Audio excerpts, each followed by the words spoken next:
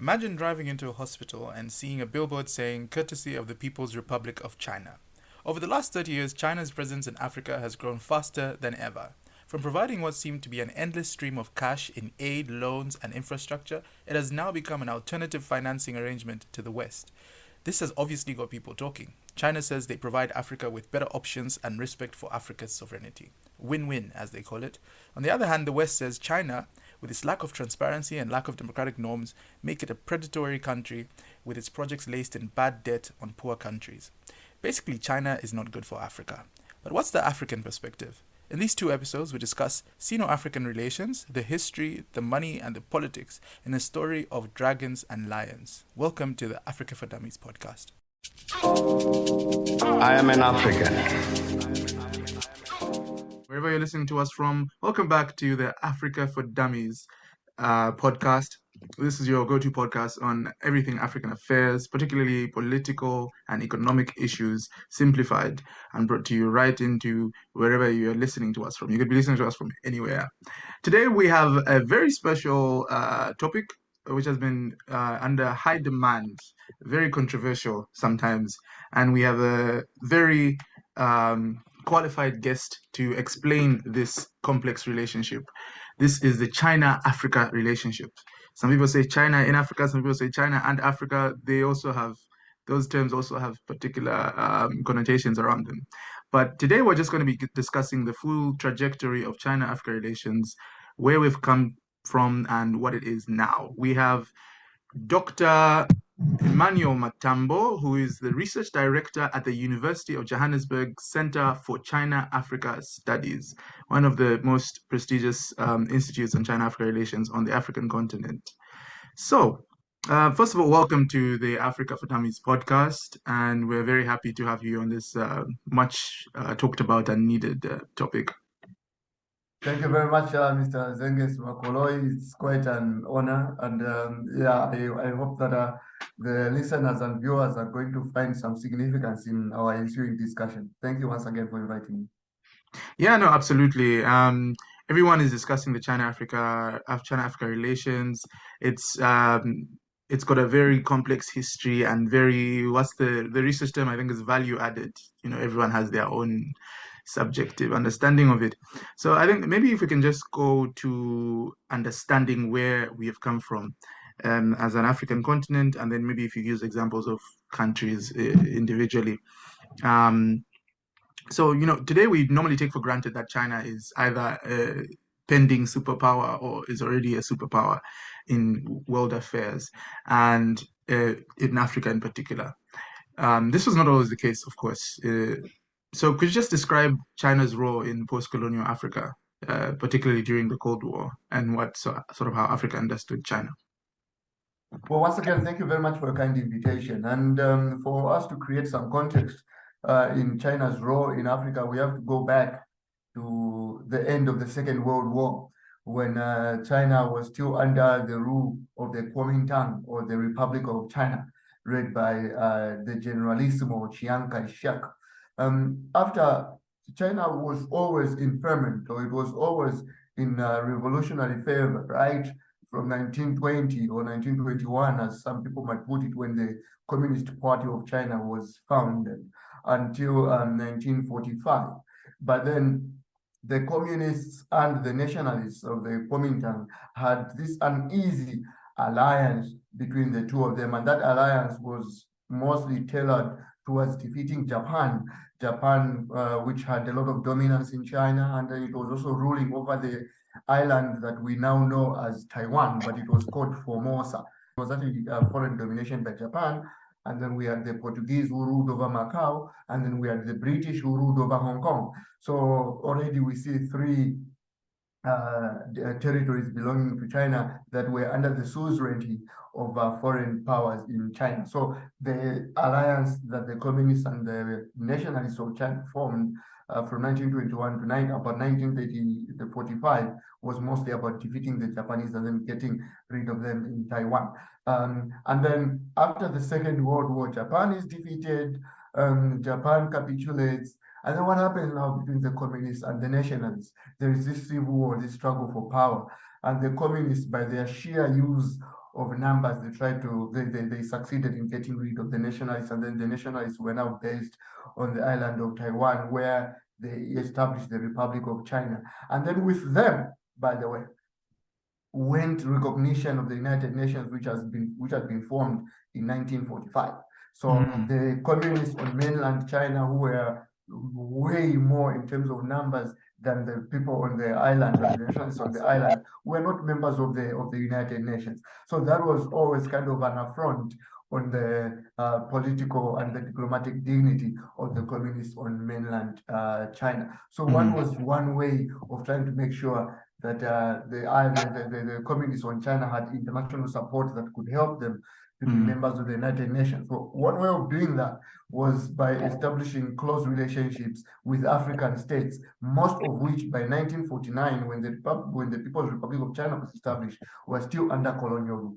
So in 1955, something momentous happened in the history of diplomatic politics, and that was the groundbreaking or the watershed moment that was called the Bandung Conference in Indonesia. The Bandung Conference. The Bandung Conference, yes. Other people call it the Afro-Asian Conference. This was the first time when countries of what was later to be called the Third World met to say we are in an international system that is mainly ruled by the United States and its NATO allies, and then on the other hand, it is being ruled also by the Union of Soviet Socialist Republics, the USR, or the USSR, also known as the Soviet Union. So the Bandung Conference now brought people who said we are independent of the United States and its NATO allies, and we want independence from the USSR, and that formed the backdrop of the non-aligned movement. And then what happened in 1956, 1 year after Bandung Conference, China established its first diplomatic relations with an African country, and that was Egypt.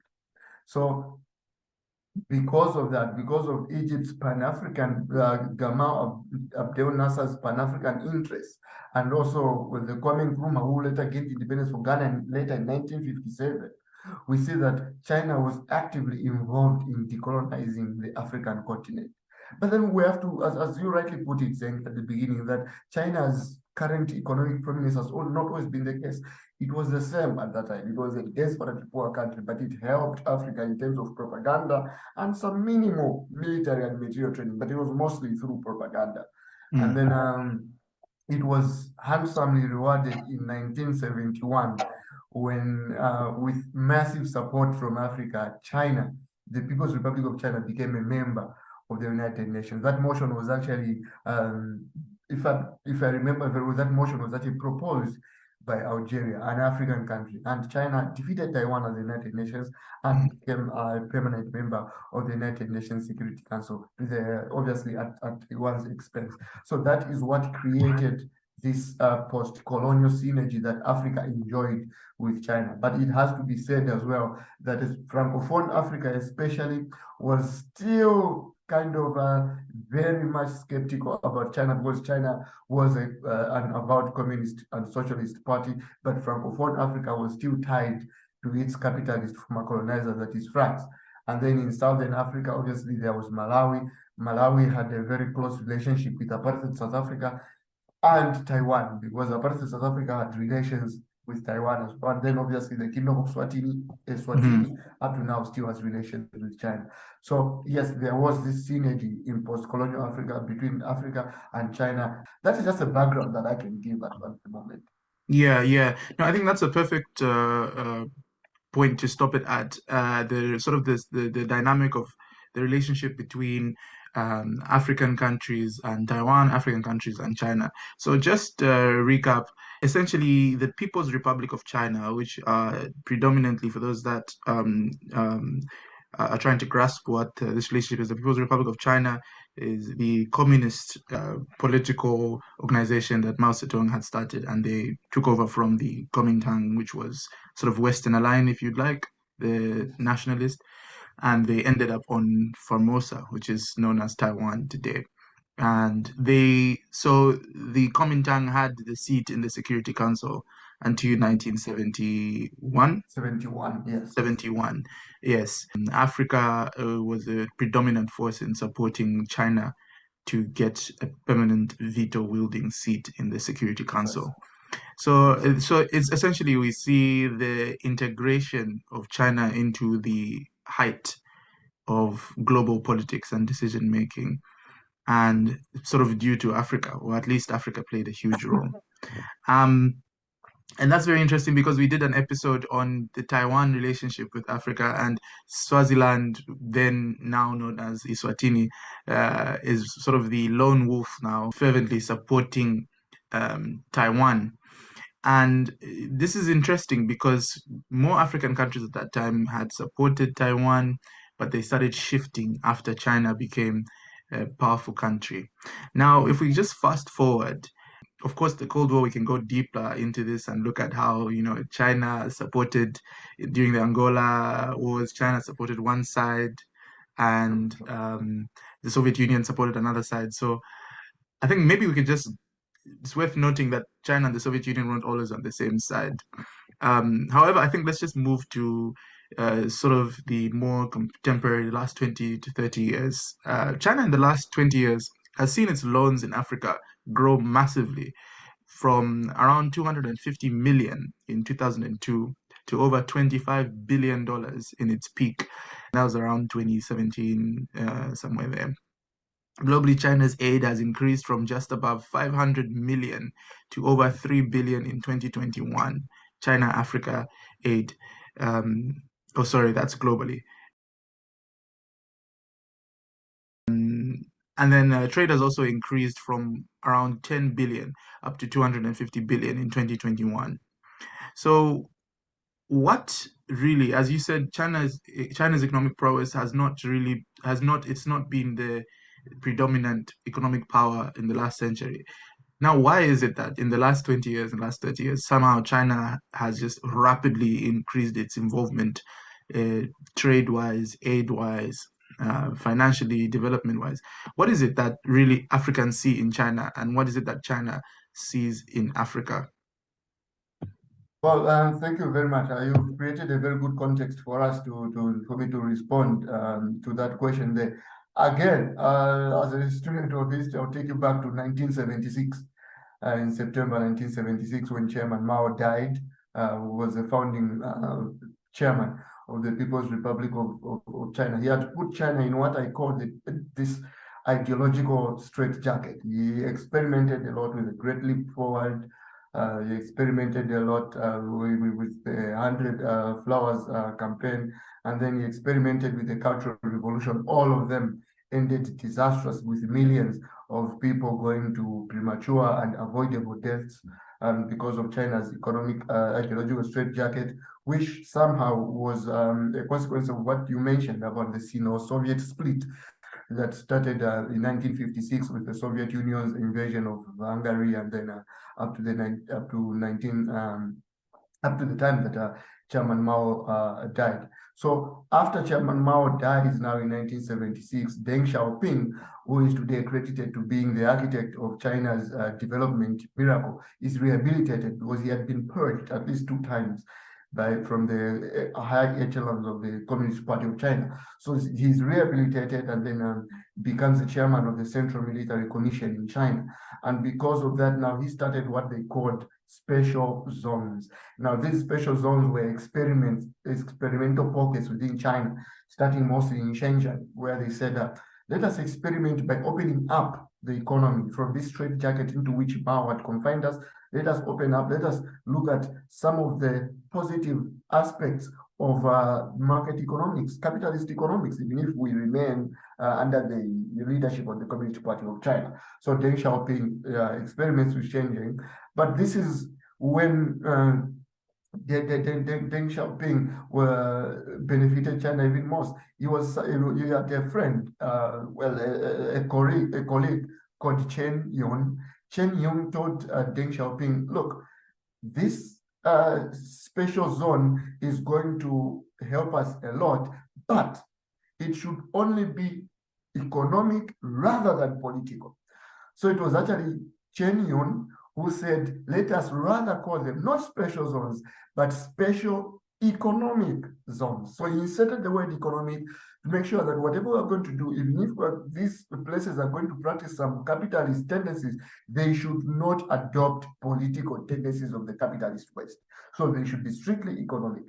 And because of that, China started borrowing technology, started sending hundreds of thousands of its people, its students to the West, in the United States chiefly, by the way, to go and train its students who are now coming back to the People's Republic of China to build the economy there. And then Deng Xiaoping also seized on what Zhou Enlai, the previous premier of China, had called the four modernization. That was industry, defense, science and technology, and then agriculture. So they embarked on these as the priorities of building an economic template for China. And that is why China's economy now rapidly increased. By the way, by 2008, China had an average growth of about 9 to 10%. And that was because in the 1980s, there were actually times when China's economy was going at 14% at times. So you can imagine with that rapid economic growth, there was the demand for mineral and energy resources for China to keep its industry afloat, because China's economy was strictly labor intensive. It was an economy that was mostly based on manufacturing, and that is why it became colloquially known as the manufacturing hub of the world. But then what did that do to people in general? People started earning more, they started demanding more. So China knew that for us to keep the people afloat, for us to make sure that we keep them economically satisfied so that they do not meddle with our politics. Because remember, if we're having trouble catering for the people, they will not believe even in our political system. That was the logic of China. So for us to keep the people happy, we have to make sure that we provide for them. And then how do we provide for them if we do not have a lot of mineral and energy resources? We have to look at our partners that have those mineral bounties of those mineral resources.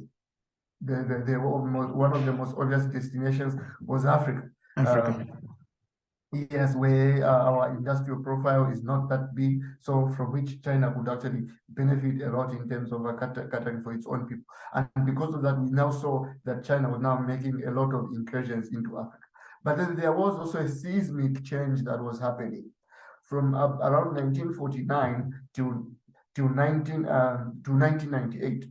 A lot of people, especially those, a lot of Africans, especially those from Zambia, would note that Africa's relationship with China was mostly consigned to state level activism, to state level interaction, multinational corporations by the state, diplomats, maybe a few doctors here and there from China. But then after 1998, China came up with what it called the going out policy. The going out policy.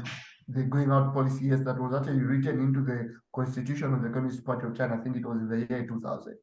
So the going out policy, China now started saying, well, we have provided for the people of China. Some of them have the material, the money that is needed for them to venture out of China into Africa, into the rest of the world. And because of that, we now saw that there was an evolution of China's relationship with Africa. It was not only a relationship that was confined to state level interaction, it was a relationship that was also expanding to entrepreneurs from China, people who are coming not because they've been sent by the government, but out of their own volition. They want investments in Africa. Some of them want to settle down in Africa. And that is what changed Africa's relationship with China to a great extent. And to this age now, Africa still serves China very well because it is a reliable source of resources that China desperately needs. That's a very good picture to sort of set us into the 21st century. In terms of Africa's relationship now in the 2000s, you see, so the global context, there is, China enters the World Trade Organization. As you said, the going out policy, they become a bit more economically liberalized and a bit more sort of capitalist economy. Some people start arguing it's state capitalism. But as you said, obviously there's more entrepreneurs, and increasingly we start seeing China involved in the development, like international development of Africa. We see large amounts of infrastructure. We see the China Africa Forum on China and Africa. I think the acronym is FOCAC. Yes. And we see that happening, and you see a lot of African leaders going to China, Chinese leaders from Hu Jintao to Xi Jinping visiting. And then Xi Jinping comes in and creates this thing known as the Belt and Road Initiative.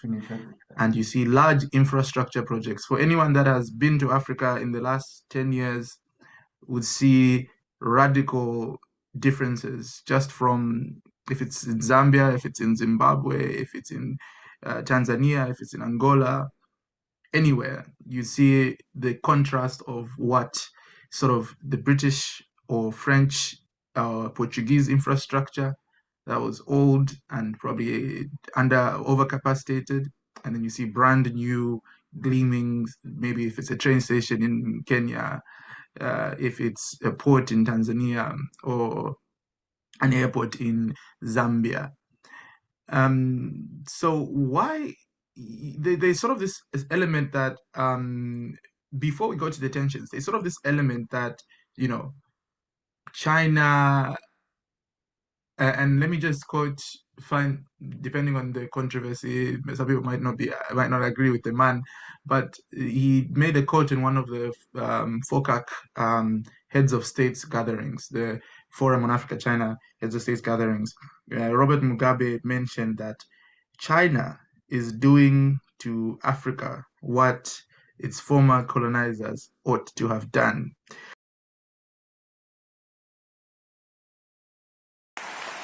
Here is a man. Here is a man representing a country once called poor. A country which never was our colonizer. But there you are. He is doing to us what we expected those who colonized us yesterday to do. Let them, if they have ears to hear, let them hear. So let's just talk about that. Why did we see this sort of appetite for China in Africa as well? Even though China, maybe of course, it was growing, industrializing, and it needed minerals. But why is it that African countries, particularly African leaders, were so interested and so happy to see China in the 2000s? Thank you very much, Sangha. It's great you mentioned Robert Mugabe's speech. It was actually made in 2015 here in Johannesburg, in South Africa. Why is it that there is this clamor from Africa to quote China? I'll put that context, first of all, in history, and then I'll bring it back to today. The first reason is a historical reason. The first reason being the fact that China has never had any history of colonialism on the African continent. And for any country, outside country that wants to be a credible partner in Africa, that is such an endearing reality. The fact that you've never colonized the continent. So it is steeped in that. That's the first reason. The second reason that I'm going to mention is the failure of structural adjustment programs. These are programs that were initiated by the International Monetary Fund, the IMF, and the World Bank in the 1980s. And then coming up to the 1990s, when the West said, well, Africa and the Middle and Latin America had experimented with socialism, they had ended disastrously. Why then don't you buy into the catechism of liberal democracy and then market economics as well? And then that failed for people like me who come from Zambia. We know all too well how structural adjustment program did not only fail, but they actually threatened the government of the time. President Kaunda once said, I'm not going to pander to an economic template that forces me to shoot at my own citizens. He was saying that because when he withdrew subsidies from maize, under obviously the tutelage of the structural adjustment program, there were a lot of riots and protests in Zambia, and the government was forced to shoot at its own citizens. So there was this abysmal failure of how structural adjustment programs had been implemented on an African continent, and there was great disillusion. But then what happens? The IMF and the World Bank and the West in general did not take responsibility. They said, well, it's because the Latin America and Africa were not ready, or they couldn't implement structural adjustments program in a way that could actually benefit them. And we saw this attitude in the May edition of 2001 of The Economist, when Africa was called the hopeless continent. So you No, can imagine. that's very interesting because the economists are sort of in this thermometer of what people think of Africa at that time. Exactly, exactly. And I think there was a picture of a young boy with a sort of a self-propelled rocket missile, and he was standing and said, "Africa, the hopeless continent." Africa, the hopeless Um, continent, exactly. yeah. And then what happens in the House of Commons? Tony Blair calls Africa the scar on the conscience of the world. So you can imagine how that made African leaders feel. So this happened at the time when China's prominence was on the ascent. The West was withdrawing from Africa, saying this is a hopeless continent. No matter what we try to do with them, they cannot really help themselves. So naturally, Africa feels okay. Such adjustments programs have failed. We are now being called a hopeless continent. Maybe this partner that is on the ascent, that is called China, can actually offer us solutions, because first of all, they have a history like ours. They know all too well the effects of foreign domination. They've had territory seized by Japan, by Portugal, by Britain. So they know our experiences as well. And Jiang Zemin, who was the president before Hu Jintao, addressed the African, then at that time it was called the Organization of African Unity in Addis Ababa in 1996, in which he spoke about solidarity in the Western, in the emerging world. So that formed the template of why now China was looked upon as maybe being a country that could help to solve Africa's solutions. The fourth reason Africa has been clamoring for China is actually not a very flattering reason on the part of Africa.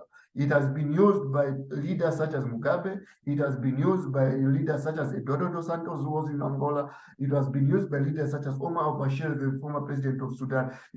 China was just used as a ploy to avoid censure of state-sponsored human rights abuses. So whenever Mugabe is under sanctions from the West, whenever Omar al-Bashir is under sanctions because of the Darfur region, when Eduardo dos Santos is failing to develop its potentially good economy in Angola, what do?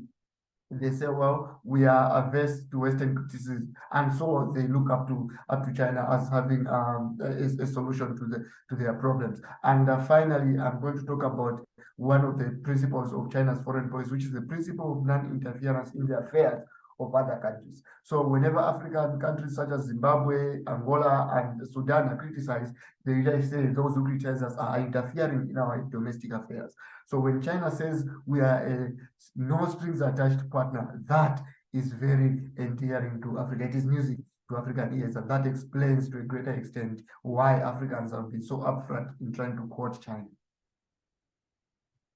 No, that's an excellent sort of analysis of the reasons why this relationship has sort of grown so deeper. And also, you also mentioned that there's also sort of it's not necessarily always the people that are that love China. I think the youth survey, the Chikowitz youth survey last year, I think put China Africa sort of fondness amongst the surveys almost at a 50, it's between China and the US. It was almost at a 50-50, very, very competitive. Um, so we also see sort of these um, these infrastructure projects that have been sort of used as an example of how Africa can choose other partners if it wants to. And as you mentioned, the Bretton Woods institutes, the financial institutes from the West, particularly the IMF and the World Bank, and how sort of the era of structural adjustment policies gave them a very bad reputation, and Chinese sort of African countries were moved towards the Chinese option, and China had money to spend. And um, however, with increasing Chinese investment, just to mention a few, there was the sort of on one hand you see sort of this agency of Africa.